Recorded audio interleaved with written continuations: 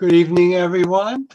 My name is Andrew Fracknoy. I'm the Emeritus Chair of the Astronomy Department at Foothill College, and it's my pleasure to welcome all of you around Silicon Valley and around the world to this lecture in the Silicon Valley Astronomy Lecture Series, now in its 21st year.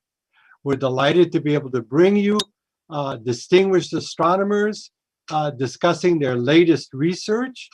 This series of talks is co-sponsored by the Foothill College STEM Division, the SETI Institute, the Astronomical Society of the Pacific, and the University of California Observatories, which includes the Lick Observatory. Past lectures can be found at this very same YouTube website where you're now tuned in to our lecture tonight. Tonight, we are delighted to welcome back one of our favorite speakers in the series, Dr. Michael Brown. Dr. Brown is a professor of planetary astronomy at the California Institute of Technology, where he teaches classes from introductory physics all the way to the study of the solar system. He is the author of a best-selling and award-winning book, How I Killed Pluto and Why It Had It Coming, which was the topic of the previous talk he gave in this series, which was all about his discoveries that led to the demotion of Pluto as a planet. He has discovered dozens of dwarf planets and interesting objects at the edge of the solar system, and he received many prizes for his research, including the Kavli Prize in Astrophysics, for his fundamental contributions to our understanding of the extent and the history of our planetary system. He and his research group spend their time searching for and studying the most distant objects in the solar system of which we are part. And in addition to his award-winning research, Dr. Brown is also an outstanding pioneer in the outreach of astronomy. He has given lectures all around the world, and I've known him since graduate school, where he already showed a great interest in how to share astronomy with the public. So tonight, he is going to speak to us about Planet 9 from outer space, searching for a distant planet in our solar system. And he's going to take questions at the end of this talk. So I encourage everyone to send questions to our email address, astronomy@foothill.edu. So now, ladies and gentlemen, it's a personal pleasure and a professional privilege to be able to introduce to you Dr. Michael Brown. Thanks, Andy. It's great fun to be able to talk here again, even if I'm not quite here again. But I've always had a warm spot in my heart for this particular talk series. I remember the first time I spoke here was very shortly after our discoveries of the very largest things out in the Kuiper belt. And it's been fun to continue to update this audience on what we're learning about the outer solar system. And I have to say that this one that I'm going to be telling about you today, this search for Planet 9, is I have to say I think it's the most exciting thing that we're up to. So the story of this search for this new planet out beyond Neptune really is a continuation of some of the same stories that I have been telling before, since I have been speaking on this stage, which is the exploration of the outer solar system, the understanding of what is further and further out there. But the beginning of that story, I would say, really started in as early as 1781. So I want to set you back, not 1781, but 1780. In 1780, if you looked out at the sky, and if it was a night like it is tonight, you could look out at the sky and see all of the planets further away than the Earth. You can see Mars right now rising. If you're here in California, it's just rising over in the east. You see Jupiter and Saturn setting in the west, and that was it. Those were the planets beyond the Earth. And if you go look at things that were written back in that time period, I have not been able to find anybody writing about, speculating about, thinking about the fact that there might be more planets out past Saturn. I just don't think it was in the idea of the cosmos of people at the time that there could be another planet other than these obvious ones that we see out there. This all changed in 1781 when William Herschel was using his new telescope, and it was the best telescope in the world at the time. It had made very, very crisp images, so he could see stars as little points of light. And he was mapping the locations of stars across the sky. And he went to one location, and well, the star was not a little point of light. The star was a little bit of a blur. And that's strange, but not entirely strange. There are many things up in the sky that are not points like stars. There are galaxies, there are nebulae as we know them now. He was careful though, so he went back the next day and that little blur moved. And that was it. As soon as you realize that something is moving in the sky, it's not a star, it's not a galaxy, it has to be part of our solar system. So Herschel immediately knew it was part of our solar system, but he didn't really know what it was. It even for him, who had just discovered Uranus, even for him, it took a while to really believe that what he had found was a planet. He thought maybe it was a comet. People knew about comets coming and going. He just didn't quite know what it was. One of the big questions that people had before they really were convinced that this is a new planet was, how far away was it? What sort of orbit does it have around the sun? Does it go in a circular orbit like planets do? Or is it like a comet where it comes close to the sun and goes far away? And right now we just happen to be looking at it far away. This question was answered. It took a while, but this question was answered in about 1820 by a French astronomer named Alexis Bouvard. And Alexis Bouvard doesn't get nearly as much credit, in my view, for all the cool things he did for the discovery of Neptune, which is coming up. Alexis Bouvard, let me show you this book that he wrote.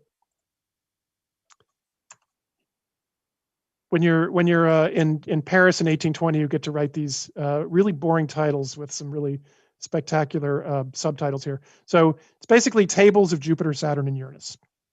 He was basically publishing a book of where Jupiter and Saturn and Uranus were in the sky, and then he gets to put all of his accolades down at the bottom of this: member of the Academy Royal of Sciences, London and Munich, and all these things that really we should go back to doing that. I would love to be able to write things like that. What he did though is he tracked the position of Uranus in the sky, and he then realized that other people in the past had seen Uranus before actually Herschel had in 1781. Other people had charted it as a star and didn't realize. They didn't do like Herschel and go back and look the next day and see it move. They just charted it as a star. And so Bouvard went back, he found one. He said, okay, if that's real, let's go back some further. And there's another one, and there's another one. And he went all the way back. I'm going to show you this. He went all the way back to 1690 was his first observation that he found of Uranus. So here's the discovery of Uranus in 1781. And you can see data starting in 1781, a ton of it. But before 1781, there's a decade earlier, there's before that, there are a lot of observations of people who accidentally saw Uranus and didn't recognize what it was. What Bouvard did was write down a bunch of math that you can see here, and he used that math to predict where Uranus should be. And we all know that planets go around the sun and they go on ellipses around the sun, but they're always tugged a little bit by the other planets. So Uranus is being tugged along by Jupiter and Saturn. And so to really figure out exactly where Uranus should be, you have to take into account the gravity of Jupiter and Saturn. So when you do that, with all this math right here, you get a prediction of the location of Uranus. And when you do that prediction, there are errors. You can see he says errors here. And there's sometimes it's a little bit in front of where it's supposed to be, sometimes behind, sometimes in front, sometimes behind, a lot of behind. There's some in front again. And Bouvard, being a theoretical astronomer, one of the preeminent theoretical astronomers of the day, was very much like the preeminent theoretical astronomers of these days. And you've probably had some give talks. And if you've had them, they would probably say the same thing, is that the errors that you see here are not errors in my theory. The errors are all due to the astronomers who made the measurements, and astronomers need to make better measurements. He did say, okay, there's a chance, maybe there's something else going on there, but really, I blame the astronomers. It's all their fault. They'll do better. So astronomers worked hard to make better measurements. Starting here in 1820, which is when this was published, they did 20 years of very, very careful measurements, and it was still not in the right place. By 1840, it was clear, I think, to all the astronomers who were paying attention that something was happening, that there must be another planet out beyond Uranus that was tugging at the orbit of Uranus and making it move a little bit faster sometimes, a little bit slower sometimes. The problem was, in 1840, nobody knew how to figure out where the planet was. 1846, another French astronomer, Urbain Le Verrier, came along and worked out the math to be able to use these data that you're looking at right here, where Uranus is in its orbit, to pinpoint the location of his new planet. He predicted he did the math, he predicted the location, and he sent that prediction to the Berlin Observatory, and the Berlin Observatory opened up their telescope and found Neptune in the very first night of looking for it. To me, this remains one of the most amazing stories in science of an observation, a prediction that something was wrong, remeasurement, reprediction, and then triumphant discovery. And there are very few stories as good as this one, I think. It's such a good story that, of course, Le Verrier got really, really famous at the time. He's one of only, I forget the number, I think it's like 90 people whose names are carved into the Eiffel Tower in Paris. It's pretty good if you can get your name. Like, he didn't go up and do graffiti and carve his own name into it. Somebody else put it there for him. Pretty good. There's a statue of him in Paris, right at the Observatoire de Paris. He's standing, pointing straight north, looking right up towards Luxembourg Gardens and towards the center of Paris. Like, it's a pretty good place of honor. It got pretty famous for finding, as they said at the time, finding a planet at the point of a pencil. So you know what happens, of course, if anybody gets really famous for finding a planet, all the other astronomers out there are like, I'm going to do that too. I'm going to go find me a planet. So almost literally the next day, astronomers everywhere started predicting the existence of new planets.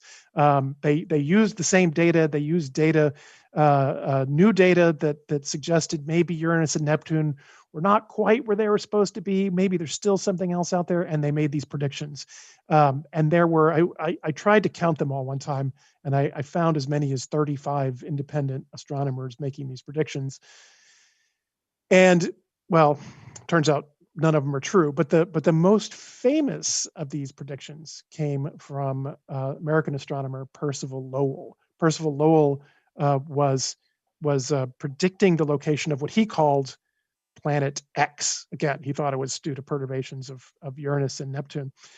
He made predictions, and he went off and went to a telescope, looked, didn't see it, made new predictions, went and looked, didn't see it. He eventually founded the Lowell Observatory in Flagstaff with a mission to go find this new planet. Lowell passed away before this search came to fruition, but after he passed away, the Lowell Observatory hired Clyde Tombaugh and told Clyde Tombaugh, go find this planet. Clyde Tombaugh went to the sky, looked at the location, was searching the region where the prediction of the new planet was, and he took a picture. Looks like that. No planets there. So he was like, well, I don't actually know what a planet is supposed to look like. So the only way I know to look for a planet is to take a picture and then take another picture and watch it move. Did anybody see it move? No, nobody saw it move. Let's try again. Here it is. There it is again. Did you see it? No. One more time. Still didn't see it? Fourth time's a charm, I'm sure. There it is. There it is. These are the discovery images of Pluto.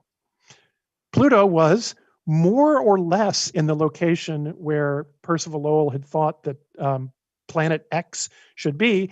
And this is how science can sometimes go wrong. Clyde Tombaugh was looking for Planet X. Planet X was supposed to be massive. Clyde Tombaugh found something in about that location. And so the answer was, well, that must be Planet X. This thing in the sky must be huge. So if you go to the New York Times headline for the day of the announcement of the discovery, ninth planet discovered on the edge of the solar system, lies far beyond Neptune. So far, so good. Sighted January 21st. Observatory staff there spots it through special photo telescope. Awesome. Well done. The sphere, possibly larger than Jupiter. Oh, possibly larger than Jupiter meets predictions. That's the bad part. So possibly larger than Jupiter. No, this is wrong by a factor of 250,000. Meets predictions. Kind of. That was the problem. It was predicted to be there. It was found, therefore it must be it. So turns out, of course, that Pluto is not Planet X. Turns out that Uranus and Neptune are not being perturbed at all. There's nothing massive out there changing their orbits. And Pluto was just a lucky find by Clyde Tombaugh. And it happened to be, well, I shouldn't say just lucky. It was a careful find. But it was by luck. It happened to be in one of the earliest places he looked, by Clyde Tombaugh, who was doing this thorough survey of the sky. So the other weird thing about Pluto, if you can find it again, it's one of those things. It's one of those things. It's this little guy down here. It's really small when you look at it in these images. And people were confused for a while about why it was so small. But after a while, it became apparent that the reason it's so small, this is actually a surprising fact that a lot of people don't know. The reason it looks so small in these images is because, well, it's because it's really small. How small is it? People often are misinformed about just how small Pluto is compared to the rest of the solar system. And I like to just throw this in there just to do a little size of planets education. You never see a picture that looks like this of planets. But let me tell you what it is. Here we have Jupiter here in the background, the big one. Saturn, even without its rings, quite big. Uranus and Neptune. The terrestrial planets, Mercury, Venus, Earth, Mars, quite small. Even these little guys. Here's Ceres, the largest asteroid, and the other asteroids that are big enough to be one PowerPoint pixel in through here. Usually when you see drawings of planets, they're all kind of the same size because it looks better on your daughter's lunchbox that way, as far as I could tell. But they're not. They're really wildly different sizes. And here's, if we now throw Pluto on there, Pluto's tiny. Pluto really does not fit this pattern of giant planets: Jupiter, Saturn, Uranus, Neptune. Oh, there's Pluto. But at the time, in 1930, when it was discovered, there was kind of nothing else to call it. And even though it progressively over the years, we realized it was smaller and smaller and smaller and smaller until 1978, when we realized just how small it really was. You know, it was weird. It was this oddball out the edge of the solar system, but okay, we could just keep it a planet. There was nothing else to call it. This all changed as we started to really explore the outer parts of the solar system. Here's a view that I also like of, now here are the orbits of Jupiter, Saturn, Uranus, Neptune, Pluto, with its really weird elongated orbit that sometimes takes it inside the orbit of Neptune, but usually outside the orbit of Neptune. You know, Pluto was so weird. Not only does it have that non-circular orbit, unlike the planets, and also, if you look at it on the side, it's tilted with respect to the planets. Super weird. But again, you know, what else are we going to call it? There's nothing else out there. So you might as well call it a planet like the other planets and just move on. Well, there are other things out there. It turns out that as of today, we know of something like 4,000 objects in this ring of material that we now call the Kuiper belt out beyond Neptune. And if you put all the orbits of all those objects in the Kuiper belt on the plot, you realize that Pluto fits exactly with the rest of those objects in the Kuiper belt. Pluto is not some oddball at the edge of the solar system. It's just yet another Kuiper belt object, and it happened to be the first one that was discovered. Excuse me. It's this beautiful picture of what the solar system really looks like, and it really drives home the important thing is that there are these four massive giant planets dominating everything, and then many, many tiny objects out there beyond Neptune that are the debris that was left over from beyond, from when the solar system was formed. Everything in the solar system makes sense. Everything in the solar system is where it's supposed to be. We can predict their positions just by looking at the gravity of the things that we know. Well, okay, this was true until about 2003. In 2003, everything changed. And everything changed with the discovery of one weird object.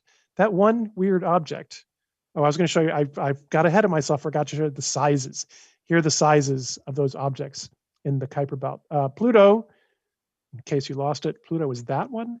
And there are objects that are about the size, there are smaller ones. Pluto really does fit very nicely with this Kuiper belt object.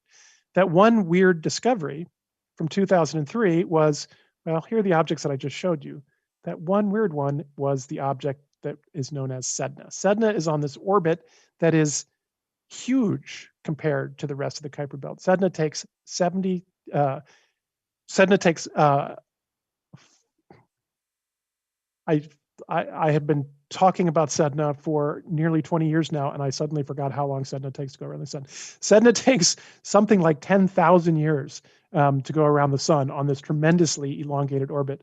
And what's strange about Sedna is that not just the elongated orbit, but that it never comes close to the giant planets, any giant planet at all. It is really, even though on this scale it doesn't look so, it's really kind of pulled away from the rest of the solar system.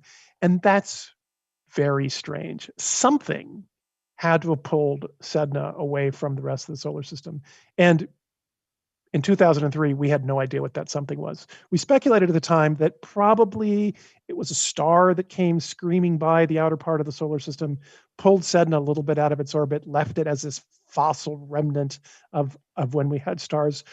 Excuse me. When we had stars streaming by, but we didn't really know. What was strange is we kept on looking for more objects like Sedna, and we were wildly unsuccessful finding them until finally one of my colleagues, a pair of my colleagues, found a second object a little bit like Sedna, and then we started looking at other objects, not the ones that were necessarily pulled away like this, but objects that went on these really distant orbits. And we realized something really strange. Here's the really strange thing. All of the objects that go on these very distant orbits, here's now the same, this is the orbit of Neptune here in blue. Sedna is one of these. I am going to forget which one it even is. I think it might be the purple one right here. That's Sedna. All of these other, I can tell by how far away it is. There's Sedna right here. That's Sedna. All of these other objects are very distant. They're on these very elongated orbits. And what's really strange about them is they all look like they're pulled away from the sun in one direction. It's a very strange thing. There really is nothing that we could think of that would pull everything away from the sun in one direction. And what's also strange is if you take these objects and you tilt them on their side, although take the orbits and tilt them on the side, you realize that not only do they go off in one direction, they're all actually tilted up a little bit in the same direction too. It really is as if there's something out there that's tugging them along their way. This is where 5 years ago, I walked down the hall to my friend and colleague, Konstantin Batygin, and I showed him some of these data. I was like, what the heck is going on here? And you know, it's funny. I'm really sorry. I got to cough just a second. Okay, we'll stop that. It's funny because every time anybody finds anything weird in the outer solar system, it's just like those astronomers from 1846. It's like, there must be a new planet out there. So most people would immediately jump up and down and say, new planet, new planet, new planet. And we absolutely did not want to do that because, you know, we knew the idea that there's a new planet out beyond Neptune was crazy. And people had been saying it for 200 years and they'd all been wrong. And we didn't want to be the same sort of people. So we started looking for any other thing that could be tugging these objects in their orbits. And sadly, the answer is we couldn't come up, well, maybe not sadly. We tried everything we could think of, and we could not find any other process that would pull all of those objects in one direction like that, except for a massive planet on an elongated orbit. So we did out the math and we realized that it works. I say we did out the math. Actually, Konstantin does all the math and I just kind of look and pretend like I know what he's talking about. But we did the math and it all worked out perfectly and these things were supposed to be elongated. And we still were kind of dubious that this really made any sense. So we did a massive set of computer simulations where you take, well, let me actually show you these massive computer simulations. You take a planet, here you can see it in red barely. This is the orbit of a planet. Neptune is way inside of here. Each of these little blue things is a test particle, a Kuiper belt object that we put on a very elongated orbit. And the question is, can this planet, after 4 billion years or so, pull all these objects into orbits that are all kind of lined up? So what should it be? Well, we were pretty sure that we knew what was going to happen is that this planet would pull a bunch of objects into orbits that look sort of like this after 4 billion years. So we let the computer run, and you see a couple things. First off, very quickly, you'll notice that things don't run as nicely on Zoom as they do in real life. But here we go. That things disappear really quickly. First thing does is the planet ejects tons of these objects. The other thing is that orbits change a lot. The presence of this giant planet is pulling orbits towards it. It's pushing some away, but we're waiting for, and also you can see that these green ones on the inside just sit and spin. Nothing much happens in there. It's only the distant ones that are really affected. And we're waiting for ones to get caught right here, like this one. This one gets caught. Oh, no, it doesn't. This one gets caught. Nope. These guys. That one? No. This one get caught? No. That one? No. Nothing's getting caught. So our bright idea that everything was going to get caught over here is wrong, turns out. We miss one critical point when we did the math. This time I'll blame Constantine because he did the math. We missed one critical point, which is that we made a simple assumption that was important for doing the math, which is that we were going to ignore orbits that cross the orbit of the giant planet because those are hard to mathematically handle. And it turns out all of the ones that are stuck, that are saved, are the ones that are across the orbit of the giant planet. This is really strange, and we were surprised at first, but now we realize what's going on. What happens is that, as you know, when a planet goes around the sun, just like a comet going around the sun, it spends most of its time way out here. It goes slowly, and then it goes here, it goes faster and faster, and zip through there like that, and slow, and then zip. So it's almost always out here. Same thing with these guys. These guys spend all their time out here very quickly and through here. What that means is that nobody spends too much time in through here where they're close to each other. It's not that these guys get stuck in these regions here. It's that these guys are the only ones that have survived after 4 billion years because they spend the least amount of time close to this giant planet. The objects that were over here, well, the planet spends most of its time here. The objects would spend most of their time there. They would get close to that giant planet. They would just get ejected. So instead of having them all this way, they were all this way. Once we realized what was going on, we redid the math, and of course it all made sense, and we realized that we should have done it that way to begin with, but it was nice to have done these computer simulations to see. So now we realize that the existence of these objects in orbits like this meant that there had to be a planet in an orbit like this. And if you actually turn the planet and the objects on their side like we did before, you realize that like the objects being tilted in one direction, the planet has to be tilted in this direction too. So this was pretty cool, and we were like, okay, we should write this down. We should publish a paper. We should tell everybody about it. But we were a little bit reluctant, and we were a little bit reluctant because, well, we really didn't want to be the 36th and 37th astronomers to stand up and say, we just found a giant planet at the edge of the solar system, and be wrong, because that would seem pretty silly. So we sat back and we thought, how can we prove to ourselves that this makes sense? And one of the ways that we did it is, one of the ways you do that is you make predictions. You make predictions of things that you didn't try to explain. Explaining things is easy. Coming up with a theory, well, easy. Coming up with a theory that can match the data that you already know is a lot easier than making a prediction about things you don't know and having that come true. But making that prediction about things you don't know is really the right way to do science and convince yourself what's going on. So we made some predictions. One, we would find more and more objects aligned like these objects, but that was going to take a while.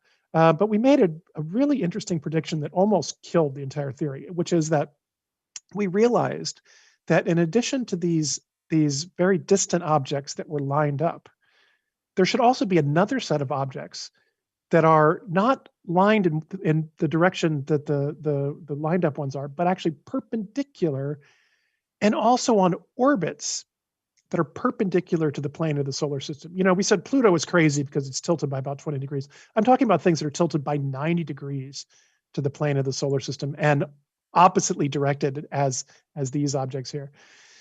It's a crazy prediction because we didn't know of any objects like that existed anywhere in the solar system. And so it was sufficiently crazy. And because we didn't know of these objects, we were almost ready to throw our theory out the window. It just didn't, if it predicted that these objects must exist and we didn't know of any. And it turned out the only reason we didn't know of any is because I forgot to look in the right place. This is, so Constantine's fault for doing the math wrong, my fault for forgetting to look at another set of objects. I was actually only looking at the objects that stay pretty far away from the sun.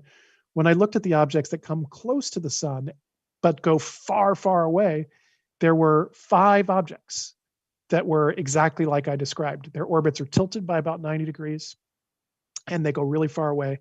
And what we didn't know is how they were lined up compared to these objects here.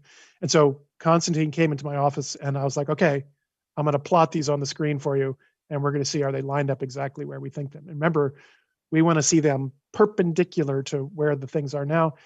I didn't show him this plot, but I showed him a plot that did this. And the answer is, there they are. Those 5 blue objects are exactly what we predicted. Their orbits are perpendicular to the plane of the solar system and also perpendicular to the alignment here. And I think at that moment, Constantine and I both had our jaws hit the floor, and we went from, this is a cute theory that's kind of fun to think about, to, oh, there's actually a giant planet out there at the edge of the solar system, and we're the only people that know it's out there. So we wrote this paper explaining these observations.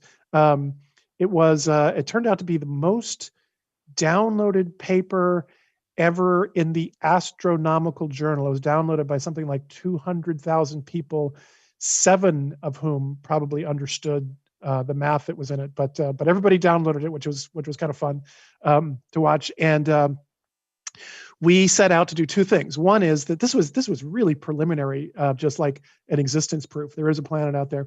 We really wanted to figure out where that planet was and describe what it was like, and then we wanted to find it. So that first process, where it was, describe what it was like, really came about by just continuing to do more and more and more computer simulations and matching them more and more precisely to the data. And we learned a couple of really interesting things. One is, I should tell you one more thing, is that as we continued to do that, people kept on finding more and more distant objects, and the more and more distant objects all match. So the first prediction was that there should be these perpendicular things, and that worked out perfectly well. But the second prediction, that's I think the stronger one, is that more and more distant objects should be lined up correctly, turned out to be true. So that's pretty exciting. So we put all those in together, and we can make some really good predictions. One is how massive Planet 9 is, how massive it has to be to make those effects. And the answer is, well, our first preliminary results were that it had to be about 10 times the mass of the Earth, which is an interesting mass because Neptune is about 17 times the mass of the Earth. Uranus, 14.5. Earth, turns out, is precisely 1 times the mass of the Earth. Planet 9 is midway between the Earth and these giant planets. We think that that means it's like a gas giant. But we did learn, as we did more and more of these simulations, that it's actually 10 was our rough number. A much better number we now know is about 6. It's about 6 times the mass of the Earth with an uncertainty of about 1, we think, which is pretty good, that we can, without having seen it, we can already do a pretty good job of seeing how big it is. We know about how far away it is. It's something like 500 times the distance from the Earth to the sun. That puts it at something like 15 times further away than Neptune, and on a inclined and eccentric orbit that makes it have those effects on the outer solar system.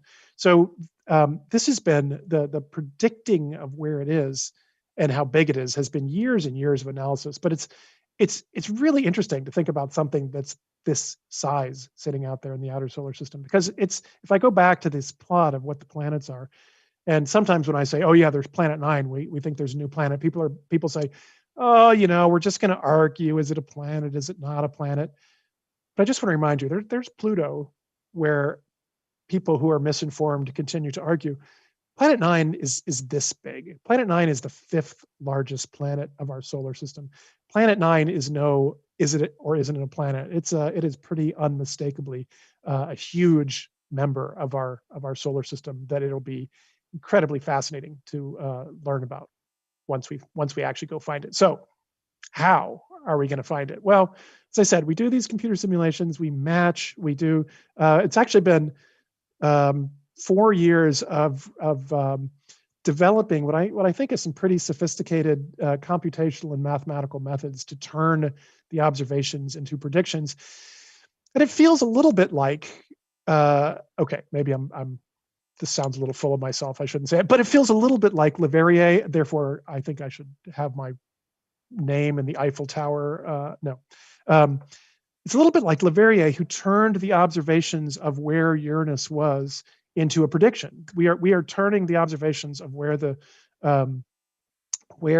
Kuiper belt objects are into predictions of where the planet should be. So where should the planet be? Well, it looks, how are we going to find it and where should it be? So this is not the slide I want to show you. I want to show you this slide, which is where it should be.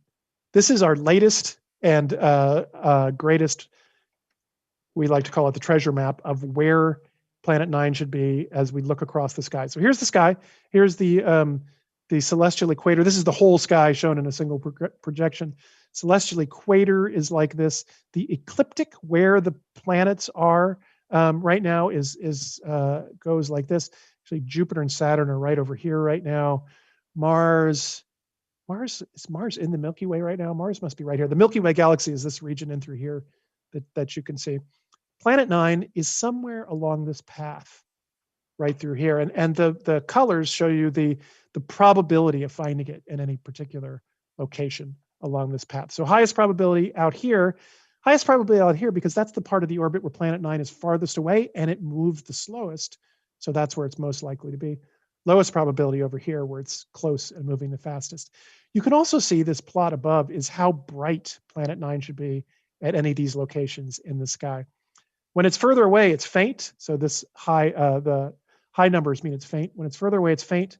When it's closer, it's brighter. And you can see quite a range. For the astronomers out there, these are magnitudes. At its very brightest, it's 18th magnitude. I bet there are people watching this right now who have telescopes in their backyard that can see 18th magnitude objects. Sadly, I don't think it's 18th magnitude. That would have to put it close to the sun, close meaning it's only 300 AU away. So still not very close, but it would be at its closest position to the sun. It would also be in the southern hemisphere. So if you're watching from the southern hemisphere and you have a big telescope that can look to 18th magnitude, go take a look. I don't think it's there. I think we've ruled that part out already. Most of these predictions are between about 18 and 22-ish. At the faint end, it could be as faint as 24. Okay, so for those of you who don't speak astronomer magnitudes, that means really big backyard telescopes, modest size professional telescopes, pretty big professional telescopes, the biggest professional telescopes. That's your calibration point. So we're somewhere between backyard telescope and the biggest telescopes we have on the Earth. The good news is we're not beyond that range. If it were coming up to numbers like 27 and 28, I would say we don't have the telescopes to find Planet 9. Go give it up. Somebody's have to do this next generations. But we do have those telescopes, and here are those telescopes. Normally, when I give this talk in the past, I would talk about this telescope. These are telescopes I use a lot. These are the Keck telescopes on Mauna Kea. But right next door to the Keck telescopes that I use a lot is my favorite system. Well, used to be my favorite system for looking for Planet 9. This is the Subaru Telescope. The Subaru Telescope is the Japanese national telescope, and it's fantastic. Because they have built the biggest astronomical camera currently on a telescope in the world, and it can cover huge areas of sky all at once, and that's fantastic. But we now know, back when we first thought we were looking for Planet 9, we didn't have this prediction of how bright it was. We thought it was pretty faint, and we thought we were going to need this biggest telescope. We now know that a lot of this range of predicted magnitudes requires not the biggest telescopes in the world, but can be found with a modest-sized telescope. My favorite modest-sized telescope in the world is over here. You can't see it. It's on Maui. It's on the summit of Haleakala, not on the summit of Mauna Kea, and it's the PanStars Telescope. PanStars is some terrible acronym that I can't even remember. Panchromatic something else. Terrible. But the PanStars Telescope did a survey of the whole sky that it could see from Mauna Kea over the course of about 6 years. And it took, every year it took something like 10 to 15 images of every spot in the sky. And if you look at a spot in the sky where it took 10 to 15 images of every spot in the sky, you will see that there are stars, there are galaxies, and then there are what astronomers like to call transients. Transients are any time where you see something in a spot in the sky where you didn't see something before. There are a lot of reasons you could see something in a spot in the sky where you didn't see something before. It could be like the mundane reasons, like a Z equals 10 gamma ray burst or something boring like that. Or it could be something interesting, like something in the solar system. An asteroid moving across the frame is only there once. It's a transient. Could be, the merger of two black holes making a little flash. All these sorts of things might be a little flash in the sky. There are a lot of little flashes in the sky. And if you look at all of them in this one little patch of sky, tiny little patch of the sky, you might see something that looks sort of like this. This is one little 2-degree patch of sky. 2-degree patch of sky is if you hold your arm at as far as you can and make a little circle with your hand like that. That's about 2 degrees in the sky. That's about how big this is. Every one of those little dots is a transient that PanStars found over a 5-year period. Okay, some of them you might kind of guess what they are. You can see this big splotch right here. Well, that's where there was a bright star and their little spike coming from the bright star, but the computer software still finds it as a little dot. More stars. Garbage, I don't even know what these streaks are, but they're clearly something. Sometimes you see these little streaks here. Who knows what these little streaks are? In this frame, however, is the most massive known dwarf planet in the solar system, Eris. Anybody see it? Well, what's it going to look like? I'll tell you, over the course of 5 years, Eris goes on a path that looks like this. Every one of these little loops is a 1-year loop. 1, 2, 3, 4, 5. This is 6 years. Over the course of 6 years, Eris makes these loops across the sky. The loops are because it's the retrograde motion as the Earth overtakes in the orbit, and then it comes back again. So to find Eris here, you would have to figure out which, if any of these, match this particular orbit. And to find it without knowing that it was there and not knowing the orbit, you would have to find which, if any of these, match any arbitrary orbit in the sky. I'll show you. Turns out Eris is there. Those are all observations of Eris by PanStars across this 5-year period. Eris is bright in that magnitude system that I was showing you about. Eris is about 19th. That means it's not quite bright enough to see in most backyard telescopes, or even very few backyard telescopes, but it's plenty bright to see on modest-sized telescopes. And it's only a little brighter than some of the predictions of Planet 9. So the question is, can we take observations like this and process them to find unknown objects in them? And the answer, turns out, is yes. It is a computationally humongous task. There are trillions of these little dots in the sky that are the transients, and we're looking for the small number that might fit an orbit of an object across the sky. We have a bank of computers working on processing all of the PanStars data in the track of Planet 9, and we're getting there. I actually just made this next plot from this afternoon. Here's what we have done so far. It's an ugly plot because it was never intended to show anybody. But these are all the fields we've looked at. It's the same. If you notice, this same swath across the sky. We basically covered this part, which is the biggest part, and we covered the galactic plane down here. There are a couple gaps because, well, I did the Milky Way galaxy first because I thought it might be hiding in the Milky Way galaxy. So I did this chunk, and then I started doing this chunk, and the seams aren't good. I'm going to have to go back and fix the seams, and I'm missing a spot here because this is data that are being processed right now. But these little chunks just finished today, and within 6 months, we'll have the whole set of data from PanStars.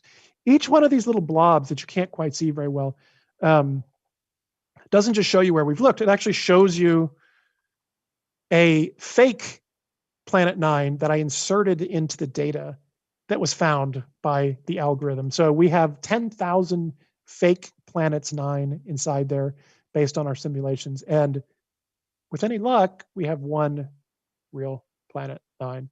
I will tell you, it's not in any of the data we've looked at so far. There was one object, there's one like right here that we found there where 7 points were just perfectly situated to be an object just about right.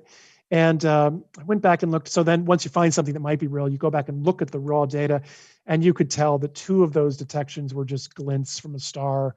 One of them was a streak from a satellite, and we're like, it's not real. So far, no hits on the Planet 9. But I would tell you, I know what it's going to feel like, because I did accidentally almost convince myself I found Planet 9 once, because I have all this fake data in here. And I have to make sure that I don't confuse the fake data with the real data. But one time, 7 of my fake data points matched with 1 real data point. So it made 8 data points. And the real data point was first. And I was only checking the first data point to see it was fake. And it was a real data point. And I was like, it's real. And it was perfect. And it was right where Planet 9 should be. And I called my family in to come look at it. And I was like, oh yeah, that's fake. Never mind. But it was pretty exciting. So with luck, this is going to happen. Is it really going to happen? Well, I don't know. PanStars is going to peter out right around 21.5. So we'll finish all these objects in here. 21.5 will still leave these most distant predictions. These faintest ones could still be hiding out there, and we'll miss them. And in fact, as you've seen, we've gone through this whole section and through here. Maybe we'll find it here. I was really hoping we'd find it in PanStars. I really felt like the history of the discovery of Uranus. You know, Uranus was discovered in 1781, but it was seen as early as 1690. Neptune was discovered in 1846. It was seen by Galileo. Pluto was discovered in 1930. It was seen in photographic plates taken at the request of Clyde Tombaugh in 1916. Eris, that I just showed you, was discovered by me in 2005. We went and traced it back to images that were from 1950. It was imaged in 1950.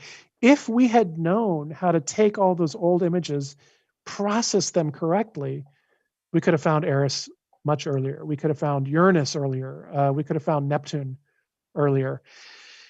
It seems to me like we should be able to do this. It seems to me like this is the era when we shouldn't have to go to a telescope and take pictures to find stuff. It should be all there. I think Planet 9 is hiding in the data somewhere, and I still think we're going to find it by processing data before we find it by going to a telescope. Nonetheless, if it is this faint, we're going back to this telescope, and then we really are going to this telescope, the Subaru Telescope on the summit of Mauna Kea. It's got this ridiculously large camera. The camera is so large that it is even larger than an anime character.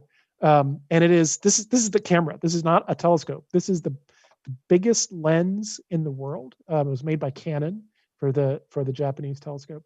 And the electronic detector is up here. It covers, well, okay, remember I was excited about things that cover this much of the sky. It covers about this much of the sky at once. It's a tremendous amount of sky for a telescope that size. It can cover really faint objects. So Konstantin Batygin and I have been heading out there yearly at the right time of year to take a look at it. Here we are at that telescope. The camera is way up there at the top. Konstantin, he's a theorist. You probably shouldn't be at a telescope. You don't want to zoom in on this picture because he'll be embarrassed to see that as a theorist at 14,000 feet, he has to be breathing oxygen because he gets loopy at 14,000 feet. Real astronomers don't need oxygen at 14,000 feet. So that's why I'm not having any.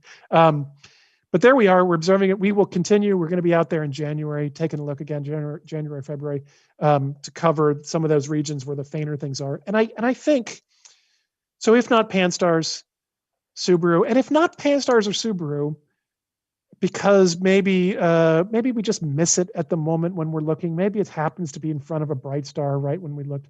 It's always possible. If not these two telescopes, then the backstop is the LSST, the Vera Rubin telescope, which will be online pretty shortly. And when we started this project, I used to say, "Gosh, I hope we don't have to wait till then." But now it's actually coming up pretty soon. And so one of these is going to find it. And I'll tell you, at this point, there's been so much new data and so many new calculations that the probability that there is no planet 9 out there, to my mind, is as close to zero as you can imagine. There really has to be a giant planet out there to describe the things that we're seeing, to explain the things we're seeing out in the outer solar system. And I think it is only a matter of time before we find it in old data, we find it in new data, or we find it in this brand new telescope that's going out there. And I just want to end with a plot of where it might be in the sky. If we end up finding it in the Subaru data, it's right here. It's basically in this cosmic battleground between Orion the Hunter and Taurus the Bull, and Planet 9 is right there in the middle. And I kind of hope that turns out to be true, because I just kind of think that it would be delightful to explain to people, this new planet is out there. You can't see it, but go look at the one constellation everybody can track down, Orion, and look at this location in the sky. This is where we've been looking with Subaru. We've covered a pretty good chunk of the Subaru region. We still have more of it to do, but I think, as I said, I think it's out there. I think we're about to find it. So I just want to leave you with one really interesting thought from the title slide. So of course, some people will recognize this title slide as the movie poster from the absolutely fabulous movie Plan 9 from Outer Space. When I say absolutely fabulous, I mean the worst movie ever made. If you haven't seen it, it's good, because it's the worst movie ever made. If you go to Wikipedia and look at Plan 9 from Outer Space, it is literally called on Wikipedia the worst movie ever made. Some people think it's so bad that it's good. It's not. It's actually just bad. Like, it's on YouTube. You can try to watch it. I dare you. It's terrible. So there's vampires and there's space aliens, and there's I like to think this is Constantine. It kind of looks like Constantine, if you think so. But what's really interesting, so this is Ed Wood. This is 1959. This is still when Pluto was well and good a member of our planetary system, and yet there is this graveyard scene in the movie where they're digging up the zombies because the space aliens made the zombies come to. I tried to watch it. I don't really know what happened. But Ed Wood made this poster in 1959, and he was a brilliant director. Could be the worst and the best all at the same time. But this movie poster, if you zoom in to the graveyard scene, it's kind of astounding. Like, look at that. If you look up, there it is. R.I.P. Pluto. I think Ed Wood knew even back in 1959 how this was all going to play out. It's okay, Pluto. We will have a real ninth planet, and I think we're going to see it soon. And I will be happy to take questions.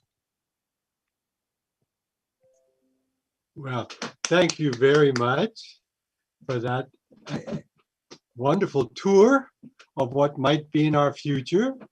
The large member of our solar system that we can truly call Planet 9. I want to now encourage people to send questions, if you haven't already, to the email address that's showing. It's astronomy@foothill.edu. And I'm going to turn things over to Dr. Jeff Matthews, the astronomy instructor at Foothill College now, who has been looking at the questions that have been coming in. Don't stop sending them. He will be looking at the ones that come in as well. So let me now turn things over to Dr. Matthews. Thank you, Andrew. I really appreciate it. And thank you, Dr. Mike Brown, for the great talk this evening.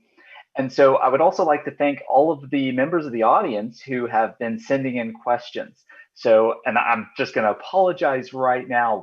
We're not going to be able to get to all of them. We'll be able to take 8 or 9 questions here. And so here is the first question that we have. And a bunch of people have asked questions along the lines of this one. So this is a question from Lana asking, what do you think about the possibility that it's not a planet, but instead a brown dwarf or a tiny black hole? And with also the added question, what's your best advice for a current undergraduate astrophysics student? Okay, so 2 for 1 there. Okay, so 100% certain it's not a brown dwarf, and the reason why is that if it were a brown dwarf, it would be so close that you could see it with literally any backyard telescope. I mean, it's that a brown dwarf that close. Plus, brown dwarfs are massive. Brown dwarfs are something like 10 or more times more massive than Jupiter. Planet 9 is 20 times less massive than Jupiter. So if there was a brown dwarf there, it would basically rip the whole outer solar system to shreds. So there was this paper a year or two ago proposing that perhaps Planet 9 might be a black hole. So we know about the existence of Planet 9 only because of its gravitational effects on the outer solar system. So I cannot rule out the possibility that it's a black hole. All we know is that there is something that's 6 Earth masses out there, and we know approximately what its orbit is. So it could be a black hole, it could be a planet, it could be, as I like to say, a 6 Earth mass hamburger. We don't know. Is it a black hole? No. I'm trying to think of a kind word to say, but I'm not going to say it. I'm just going to say it's a silly idea. The reason it's a silly idea is because the argument is, well, the reason we don't see it is because it's a black hole. That's the argument. The reason we don't see it is because the sky is a big place, it's faint, and we haven't searched the whole sky yet. The fact that we haven't seen it is zero evidence for it being a black hole. And I just, for those who've been following astronomy, I would like to point out that like there are plenty of planets that we know of in the universe where we only see the gravitational effects, where we don't actually see. So most of the original planets discovered around other stars were discovered by radial velocity, where you just see the wobble of the star. That's just gravity, just gravitational effects. We don't all sit around and say, well, we don't see it, maybe it's a black hole. I mean, yeah, maybe it's a black hole, but it's not a black hole. Probably also not a hamburger, although it's a delicious thought, I have to admit. Advice for undergrads. I'm going to forget exactly what the question was. Advice specifically for what? Because I could give advice to undergrads all day long, which is what I do all day long. Astrophysics students. Astrophysics. Advice for astrophysics students is do your homework. Let's see. Is there better advice? But do your homework.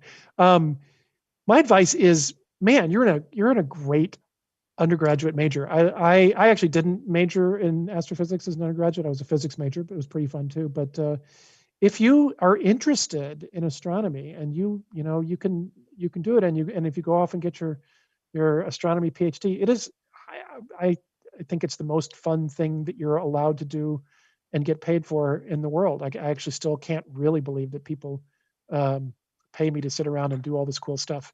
The other cool thing is that astrophysics is a fun major, even if you end up not doing astronomy. It's a great background. It's a great preparation for almost anything technical that you might want to do. So I have students of mine get their PhD in astronomy and in planetary science, and have ended up doing many other things besides just academic astronomy and academic planetary science. So it's a great major because it gives you technical background for all kinds of things.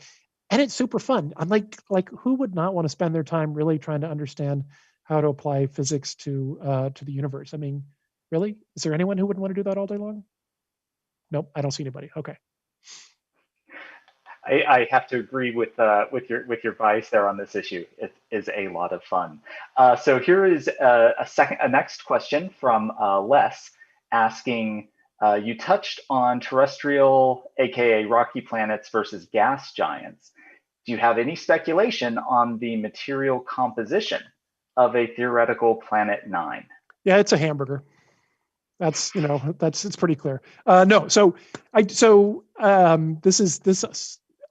is relevant to the last question though, which is, again, it's 6 Earth masses, and that is really all I know. But that doesn't stop us from speculating. It's a good phrasing because it is speculation at this point.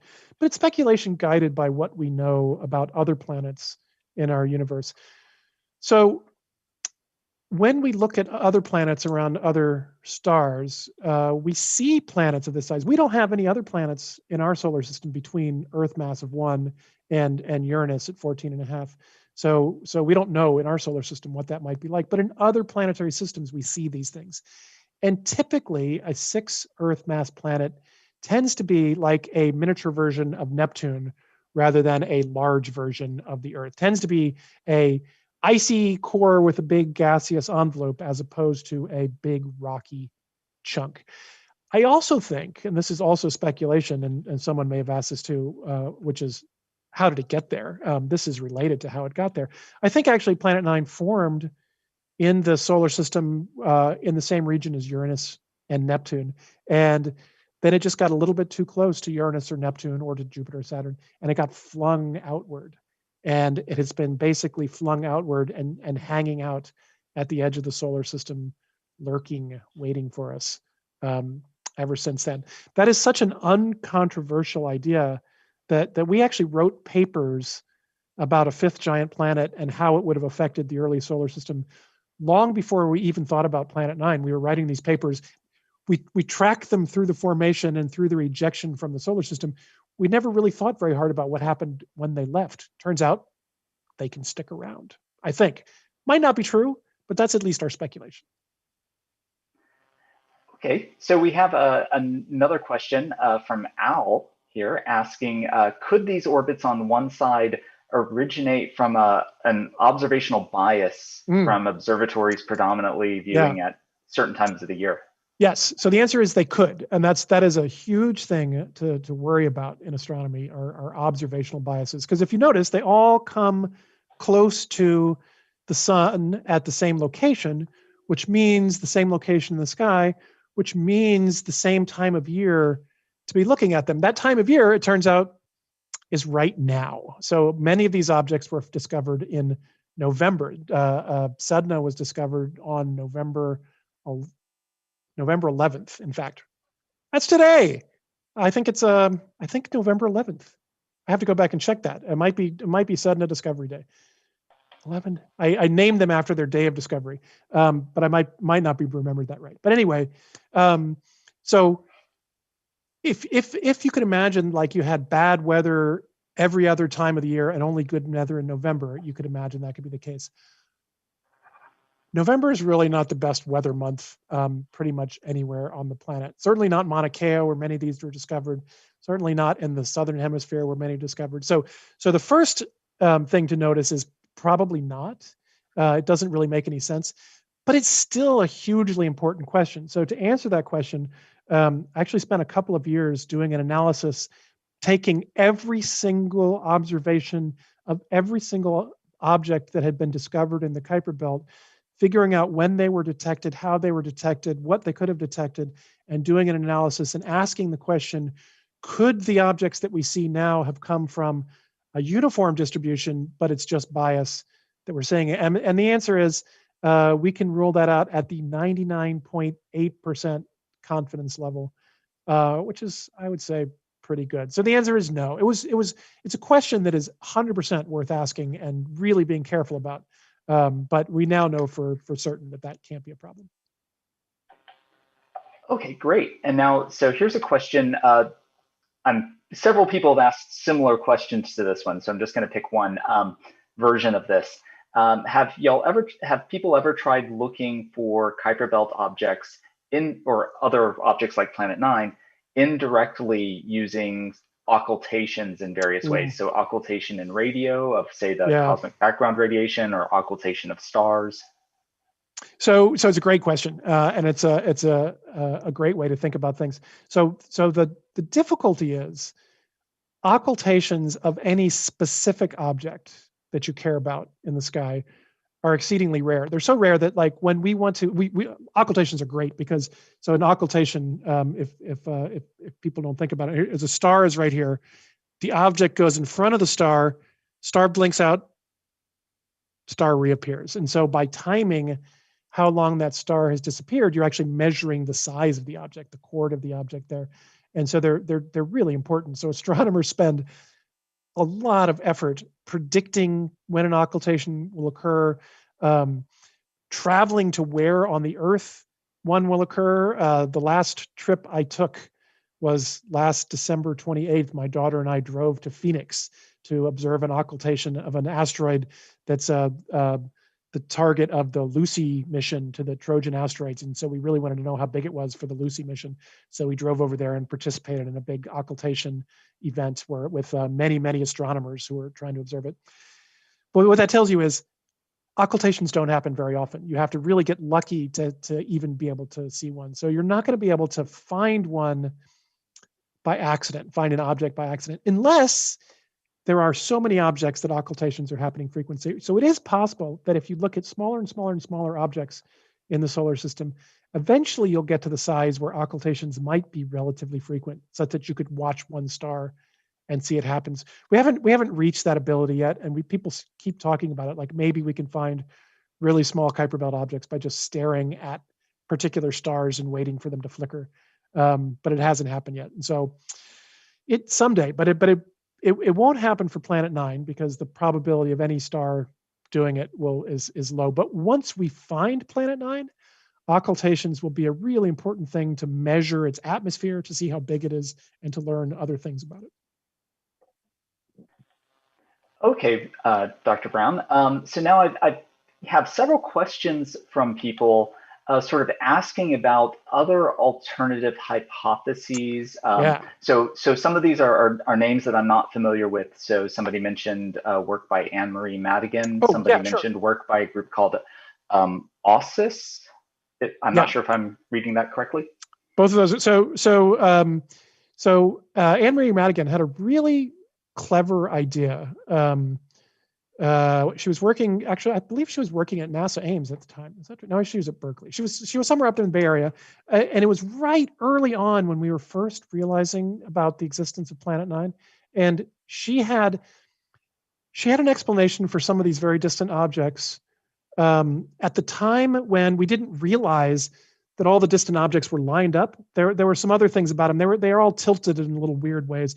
And she had this very clever idea on how they could get themselves all tilted the same way, basically due to self-gravity. And once we realized that actually that's not what's going on, it's not that they're all just tilted in some weird way. They're all actually pointed in one weird way.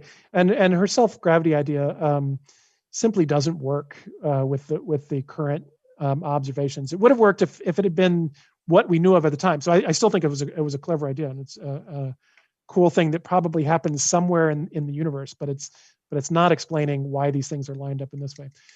The OSOS observations were all about that bias that we talked about earlier. They early on were the ones who were trumpeting most loudly about this observational bias, and which is good. They should, and I think we have pretty thoroughly showed that it's not an issue. They still, it's a little bit to be a little mean here. It's a little bit like those people after Leverrier found Neptune. Everybody else tried to do something. They really, so we said that there's a planet, and astronomers always, if you find something cool and say it's out there, the next best thing you can do is show that somebody who had this cool result did it wrong. And so they really want it to be wrong. And part of their argument is that their observations themselves are incredibly biased because they did a survey that basically only looked at two patches of the sky. They found a lot of objects in those two patches of the sky, but it's incredibly biased because they only looked at two patches of the sky. That's why we use all of the observations that people have done. So their argument still remains, but we've proved that there's bias, and the answer is yes.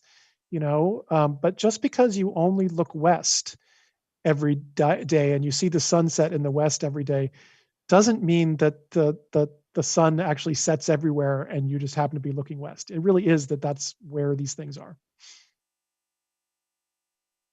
Okay, so we're coming up on just our last couple of questions now.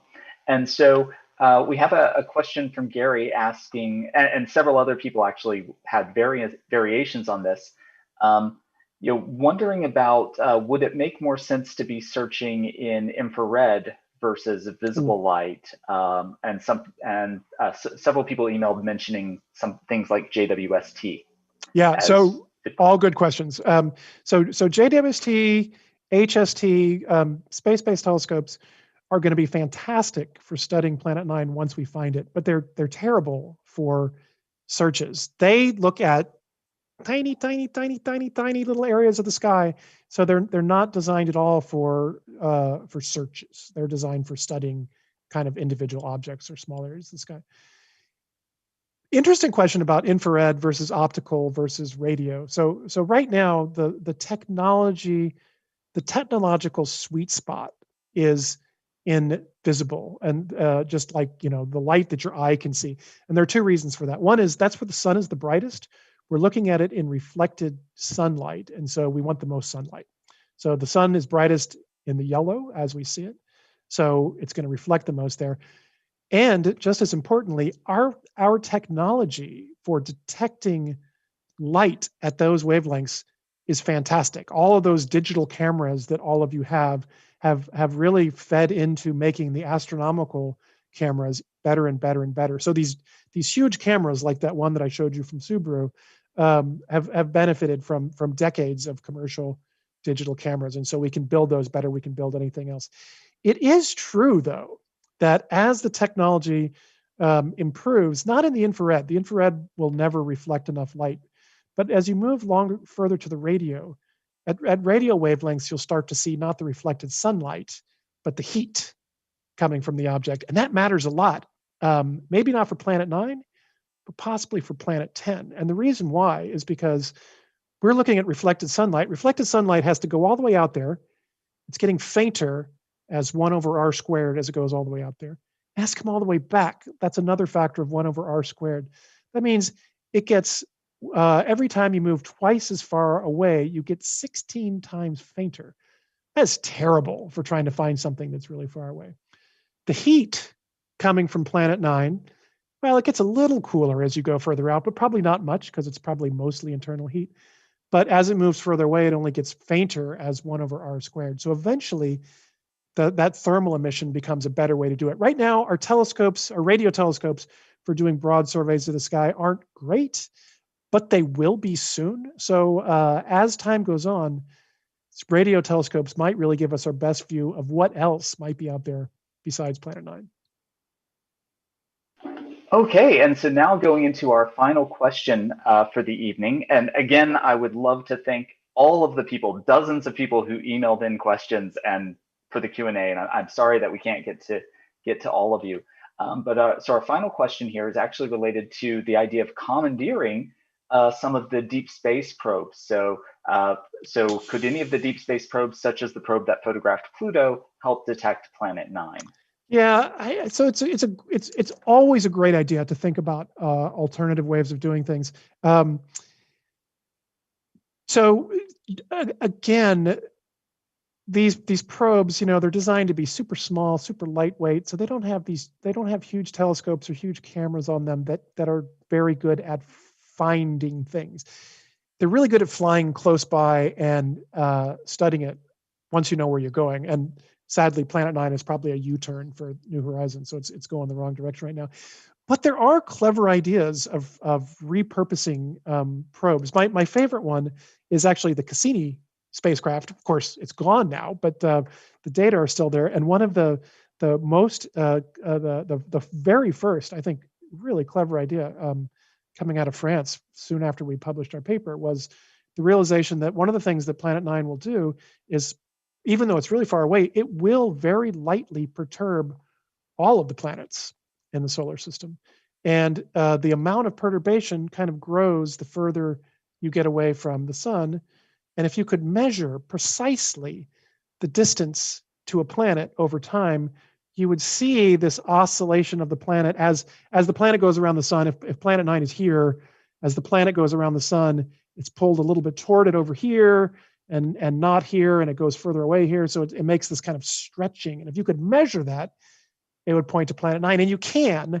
So what they realized is that the Cassini spacecraft in orbit around Saturn, sending back signals to the Earth, is basically giving you a precise distance between the Earth and Saturn every time it makes a communication back. And an analysis of those data, the preliminary analysis suggested it was just on the verge of being able to do it. The new in-depth analysis is really close. They almost, they sort of detect a whiff of something maybe, and completely independently of us. They don't use any of our data to say where it should be. It's basically right in our path where we predict it should be, and it's right at about the distance we think it should be, and it's right around the mass we think it should be. But it's right on the edge. It'd be too bad. It'd be really nice if Cassini were there for another 20 years. We'd really have that information down well. But there are other clever things you could do. The best thing you could possibly do, I've been proposing this to anybody who'll listen, so if anybody's there, here's what you do. Send a brick into orbit around Saturn, send a brick into orbit around Jupiter, and just have those two bricks talk to each other and measure the distance between Jupiter and Saturn. The hardest thing about the Cassini measurement is the Earth is actually moving around too much due to the uncertain masses of asteroids that fly by. But Jupiter and Saturn don't get kicked by asteroids. So if you could just basically measure that Jupiter-Saturn distance continuously, you would have Planet 9, you would have any other planets out there, it'd be fantastic. So if anybody's got bricks that can talk to each other across space, come talk to me.